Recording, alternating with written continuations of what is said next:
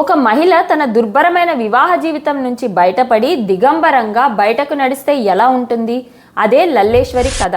14వ శతాబ్దంలో కశ్మీర్లో అత్తగారి వేధింపులు, భర్త నిస్సహాయత ఆమె జీవితాన్ని చిదిమేశాయి.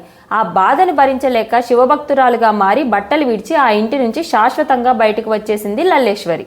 ఆ తర్వాత ఆమె దిగంబరంగా కశ్మీర్ అంతా కూడా తిరిగింది. శరీరం కప్పుకోమంటే ఆమె ఏమని చెప్పిందో తెలుసా? నిజమైన మనిషిని ఇంకా నేను కలవలేదు అని. ఇలా ఆమె సమాజాన్ని సవాలు చేసింది. ఆమె కేవలం కవయిత్రి కాదు, గుప్త జ్ఞానాన్ని దాచుకునే పండితులను ధైర్యంగా ప్రశ్నించింది. గుడి గోపురాల ఆచారాలు, ఉపవాసాలను సంఘటిత మత నాటకాలు అని ధిక్కరించింది. దేవుడు జ్ఞానం సామాన్య ప్రజలందరికీ అందాలని తన బోధనలను సరళమైన కాశ్మీరీ భాషల్లో అందించింది. శైవ మతాన్ని సూఫిజంతో కలిపిన ఈమె నిజంగా ఫెమినిజం రాకముందే భారతదేశంలో ఫెమినిజాన్ని చూపించింది. అందుకే నేటికి కశ్మీరీ హిందువులు, ముస్లింలు అందరూ ఆమెను ప్రేమగా లాల్ మాల్ అని పిలుస్తారు.